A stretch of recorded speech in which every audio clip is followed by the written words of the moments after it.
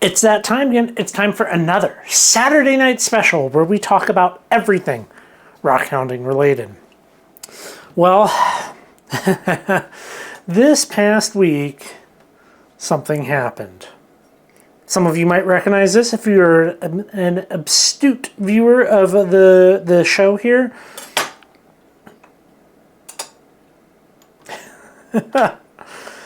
This knife did not make it. It didn't make it. What can I say? It made it 1 year. Lessons learned. Okay, if you go back and you watch that video, basically it was me making knife handles, in this case out of this picture jasper. Both sides, all right? And that's that side, and then that one was like this. And, well, it fell. Everybody that saw this told me that they've been making knives for a very long time. And, well, not everybody's been making knives for a very long time, but that the process that I used of epoxying the handles on would have worked for the long term. And, well, it clearly didn't. See, like these knife handles or knives on the handle, we do have holes because traditionally you're going to be drilling and pinning. Well, that's kind of hard with stone, and this is really the thing that led me down the road of drilling the perfect hole in a rock, because I wanted to be able to pin knife handles and do it in a way that is super duper secure. And I feel like if this had fallen, you know, it hit the tile floor, if it was pinned, if it was epoxied and pinned, it may have chipped, but we would still have the handles on there, which that's just my takeaway on it. You know, I don't entirely trust epoxy for a heavy use item like that, especially something with thermal cycling, which I didn't really factor that in either when I made this. So, you know, metal, stone, kitchen knife, you wash it, right? You wash the kitchen knife. Maybe that played a factor. Maybe it didn't. I don't know. Not exactly sure. Well, out at the Highway 21 quarry, doing that collecting in this past week's video. Well, okay, so here's the thing. When, you know, there's always a little bit of a buffer in the video content here on the channel. I made the video and then I actually managed to dig out my XYZ trimming platform, which is what I put these types of things on when I'm using my adapter, so that the camera that I'm recording this on right now, I can put this on the trinocular scope of my microscope. And while I took these pictures right here, and they're definitely, it's clearly a superior image than what you get out of a digital microscope. I mean, the optics are just, they're better. And this is not even the best. Like, if I had a true macro lens, the image quality would be even better. It would have greater resolution than what you're seeing here. This last one right here, the euxenite, or what I thought to be euxenite, may not actually be euxenite. And somebody in our local Facebook group, our local Rockhound Facebook group here, our club, said that some of the samples that they believed to be maybe a new mineral or whatever collected there that they thought were, I guess, euxenite. I'm sorry, I'm paraphrasing here. They had somebody analyze them. They did XRD analysis, which is X-ray diffraction. I think, did they also run them through their sim out at Caltech? And it came back that it was actually titanite. And this, you know, can I just say how much I would love to have my own XRD or Raman or XRF and be able to do proper analysis of these types of specimens. they're just so, they're so painfully expensive. And I know everything's getting cheaper, and maybe someday I will be at the thrift store and I'll find my XRF gun and I'll get it for 50 bucks. But what can I say? I'm impatient. I want it now. I want my own ability to be like, boop, and be like, what's elemental makeup? It's a lot more than that. You can't just do the scanning. I mean, it tells you elemental makeup, but then you need database access to a database, which I think there are some that are publicly accessible or like open source, where you'll be able to take that and kind of have known specimens, and we can kind of see and compare, and you can stack things, and it's a process, but you know, it's necessary. So mistakes like that don't happen. I do my due diligence. I'm pretty sure it was euxenite. You never know, I guess. Well, this, all right, Lapidary Journal. Okay, Lapidary Journal. I decided to show you here. The Lapidary Journal archive is complete. I don't know if you saw. So we got the final one donated here. You can see this is the one that is super hard to come by because a lot of people threw it out in favor of this. They printed this, and it had this article in here about Aaron's breastplate, and then they reprinted it the 1960 and 1968, and it's obviously higher fidelity, right? Like, I mean, clearly better, and people are like, throw it away, which I can't imagine ever doing that myself, but I now have all of them, which is super exciting.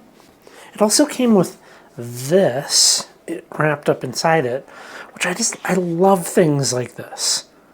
You know, like,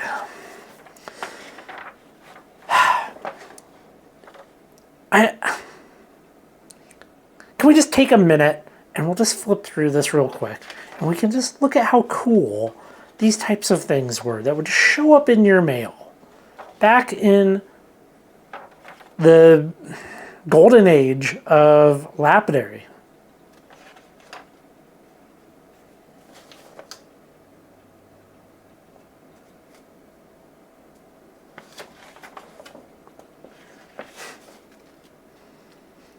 I want big savings.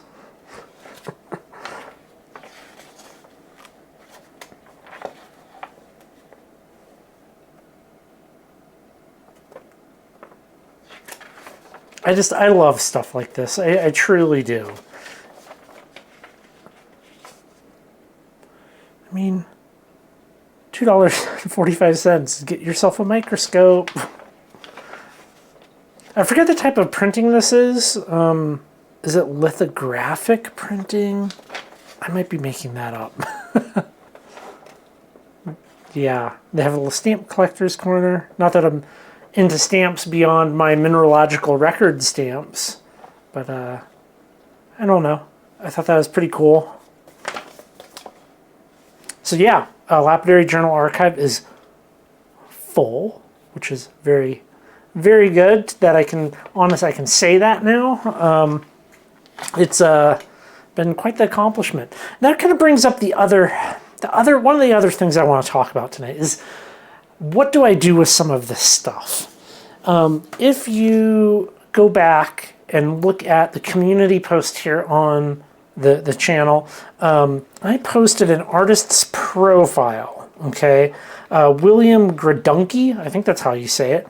And that profile came from the American Stone Masters website, which was adapted from the CD-ROM. You can see the website on the Wayback Machine. It's kind of complex. There's a lot of broken stuff. I'm trying to reassemble it.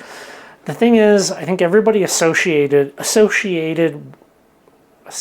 I can speak with that is now since passed away. But in that artist profile, I'm just going to give you an example here. Okay, so in that artist profile, it mentioned the introduction to Lapidary, and I specifically bought this book because of that mention. So I kind of like mine these things for ideas, topics to share here. And well, this is your kind of standard. It's a pretty good Lapidary book, right? Like, you know, we go in depth into things. You know, is that how you want to? Does anybody lay down for their lapidary shop? Anybody grinding like that? I mean, maybe that's more comfortable. I feel like it wouldn't be.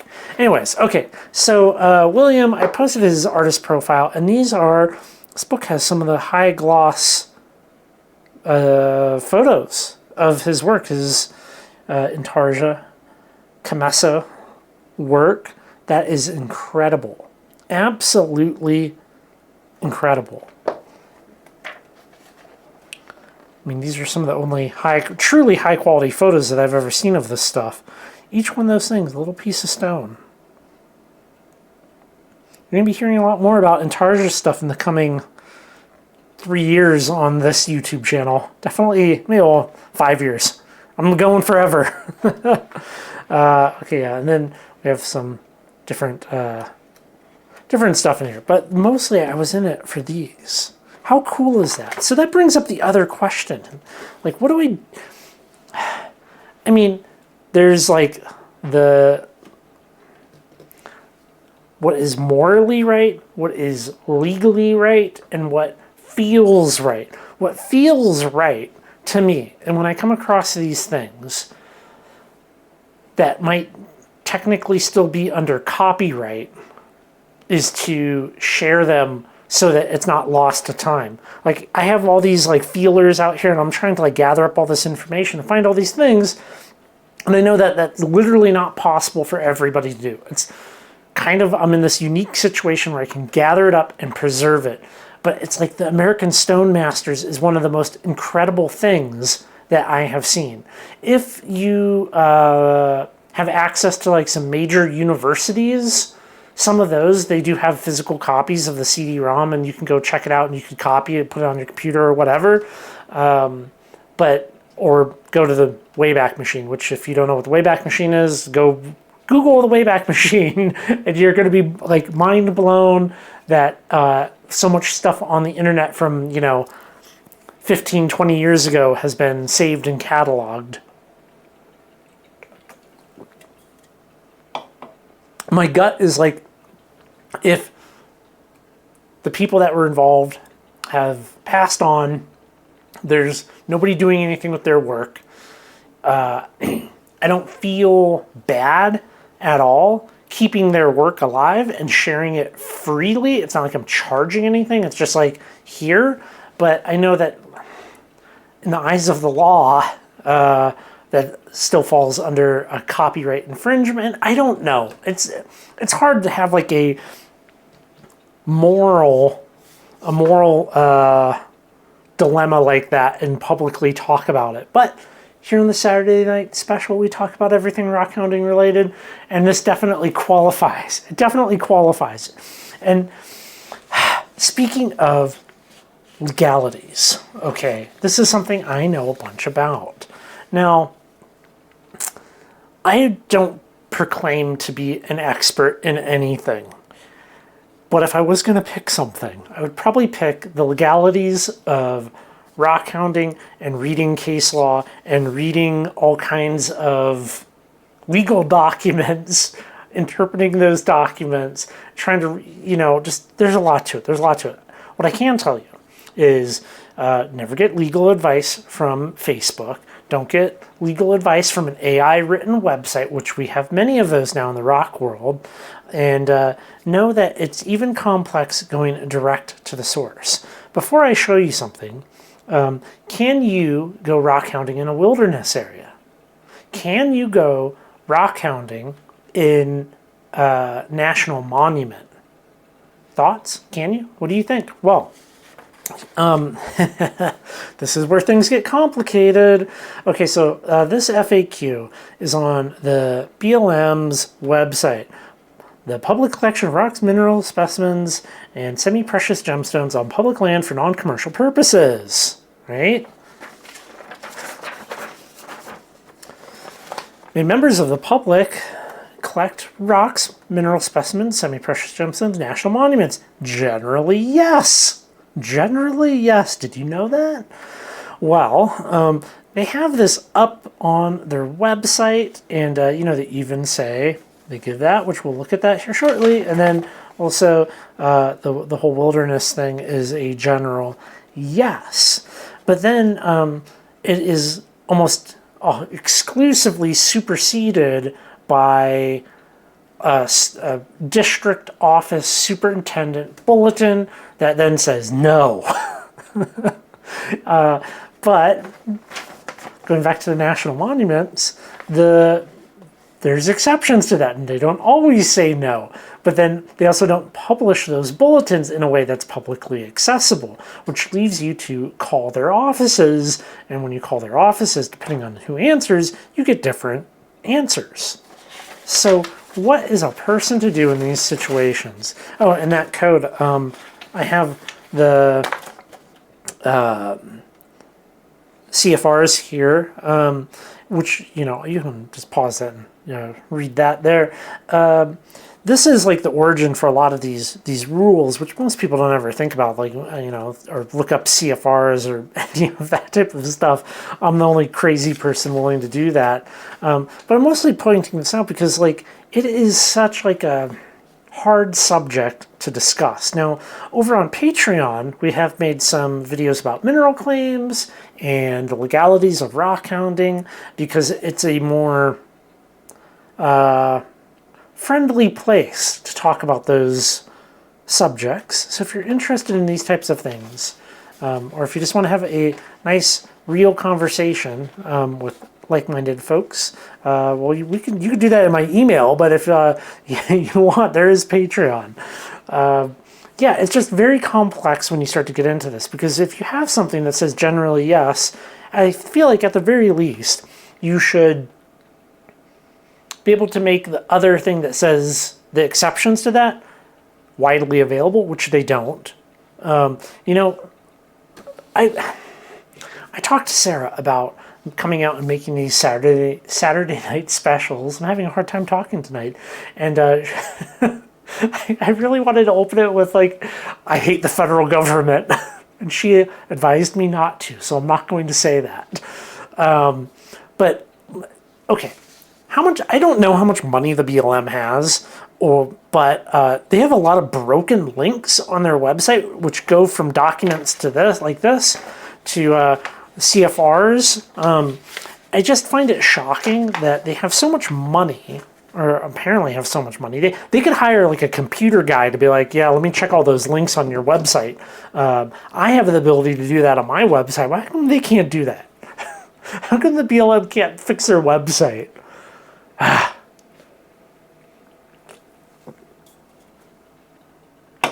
American Stone Masters. Lately, I have acquired some extremely cool things, which will be future videos. And it's like they're burning a hole in my pocket. The shop is being worked on. The shop's coming along, although progress has been slow. Maybe that's a story for another Saturday night special. Before I leave, I'm going to show you something that I will make a video on, but this is just my... If you live in Utah, if you live in Utah, or you plan on spending a bunch of time in Utah doing rockhounding stuff, there's a very expensive book that you need to run out and buy. This is an $85 book. You can find him on Facebook. That's where you can buy them right now. Okay. Just, if you have the money to spare and you're in Utah, go out and get it. There's a limited number of these. I will make a full video on it, but I don't know. There might be a buffer where every day he's selling more and more of these. So it's expensive. well worth it. This is from me, the guidebook book information snob. Get it? All right, everybody. I appreciate you. Thank you so much for being here and making it to the end of the video. Please, if you haven't gone and checked out the Lapidary Journal Archive or my website at all, please go do it. It's a very real website with real information. And it's not a hokey influencer Squarespace nonsense website. All right. Y'all take care.